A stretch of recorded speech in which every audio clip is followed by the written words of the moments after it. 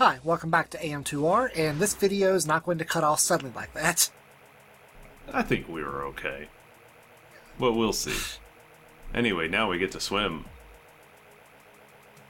Or bounce. Yeah, Samus has never done swimming, has she? I don't think. I mean, I guess Zero Suit Samus could technically swim. Yeah. I'd kind of like to see that, actually. I bet that would be kind of a fun gameplay thing. We've never, well, Zero Suit Samus has only been, like, playable in 2 games. I don't really like the Zero Suit. It was kind of neat when I was 14 or whatever, and I was like, this is a cool mechanic in a game. But these days I'm kind of just like, this is... I mean, it's okay, but... I mean, I don't have a problem with it from a gameplay perspective, but I'm kind of getting tired of the cheesecake. Yeah. Anyway, we're back over here. This is just above the screw attack room. Yeah, I know what you mean, like... It's beneath her as a character, I would say. Yeah, it doesn't really... I mean, I understand why it exists. Like, it's sort of like, you know, it's a sneaking suit or whatever. It's a bodysuit that you wear under a suit of armor or whatever, protective suit or something like that.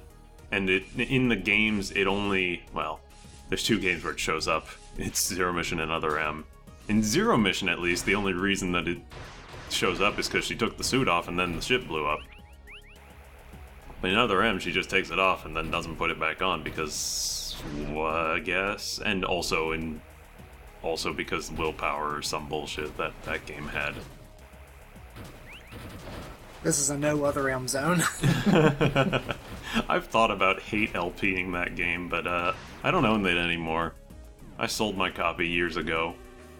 Yeah, I don't blame you. While it might be fun to see Faye get really mad at it, I don't think it would be entertaining for an entire LP. No, because there's only so much of, I think this game, there's ways this game could have had potential or whatever that I could do. You know? Yeah. Because I can talk about that, but... Maple Leaf did a really good job LPing it too. Danger. These are the last 2 Gamma Metroids in the game. And they give me more trouble than any other Gamma Metroid in the game. I have the gravity suit, so I am just overconfident. Yeah.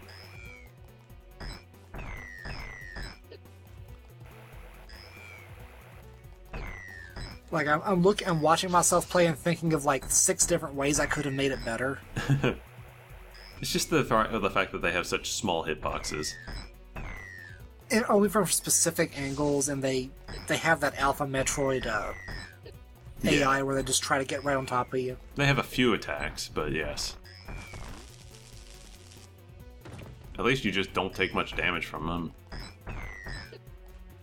Yeah, the gravity suit's really good at cutting down damage, like, for that reason. Yeah. Anyway, quick cut here while I go back to the save point, or will be in a second. Ooh, shake. Yep, that was the... I'm gonna say that's the second to last earthquake in the game. Second to last, but there's no Metroids left. We've done our job. Also, I really hope that didn't come through my microphone because someone just messaged me on Steam. I thought I set that to Do Not Disturb.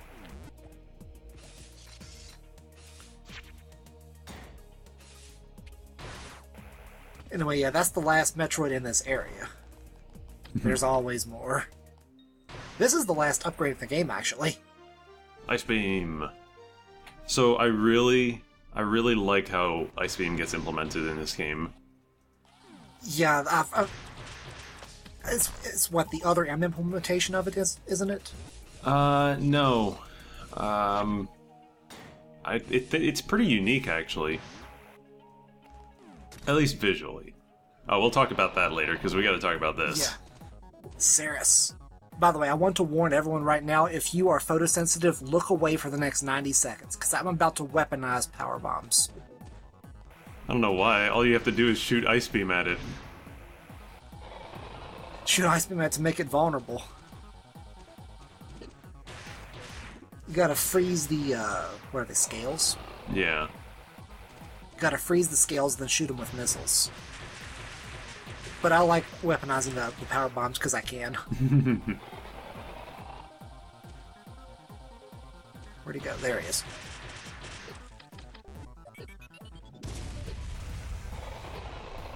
And you can hear him getting damaged in the background. Kinda. I can hear you getting damaged. Look, I'm not very good at space jumping.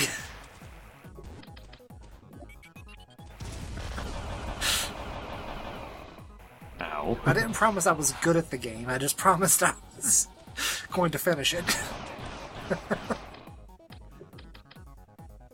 I guess you can damage him with just the ice beam after you blow the scales off, can't you? I think so. This fight is very different, essentially. Different than the fusion one, because while he does get faster, you are obviously much more powerful. But at the same time, it doesn't just take damage from, like, the head. Right. I don't know, it's... I really wish he didn't destroy the platforms during the fight.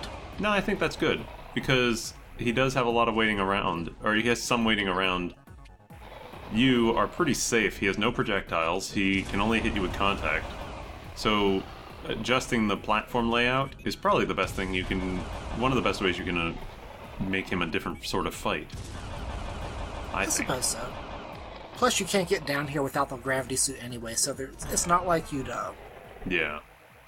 be stuck trying to jump. And there goes Samus. You can look back Yeah, now. bye, Samus. If you were looking away, you can now look back. Yeah, it is safe. I have run out of power bombs, and I will not get any more until the next video. So, the ice beam, here's what I like about it. I guess we'll see it more when we see some more enemies. It has a couple different ways that it interacts with enemies. If they're in water, it makes them start floating to the surface, or towards the ceiling. And if you're... Oh, you don't have a power bomb. Oh, okay. Nope. And this one's fine, it's the next one. And if you're on the surface, or if you're outside of water, I should say, you will, enemies will be affected by gravity. Some of them, at least. Most of them. And they'll fall down to the earth, and they'll shatter. And it's wonderful. It's a way to make the ice beam feel really powerful, because in a lot of the Metroid games, ice beam actually makes you weaker. Because... Yeah, for the longest time when I would play Super Metroid, I'd turn the ice beam off. I do too often. Because... why would I want to freeze enemies? I want to kill them. Yeah. The ice beam in some of the other games doesn't normally increase your damage that much. It instead just makes it easier for you to use enemies as platforms and freeze them in place. Like in the original Metroid, in Metroid 1, it's simply doubled all the hits required on it. Womp womp. That's an energy tank down there too. Womp womp. Second to last energy tank in the game. But yeah, it doubled all of the hits that were required. Because, yeah, see, there they go, they're floating up. I just think it's a really cool visual effect, honestly. It is. What I find interesting is that after you freeze them, you can't damage them with the screw attack or the beams or anything else. You're really trying for those power bombs. Yeah, I really want to get that energy tank without having to come back.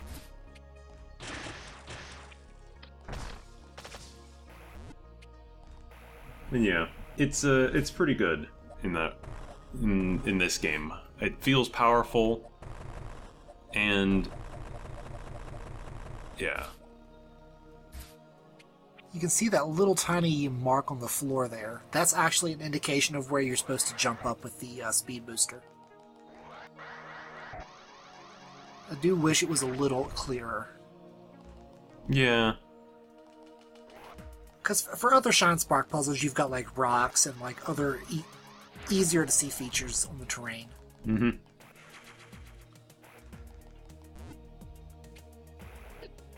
Yep, here we go again. Trying one more time.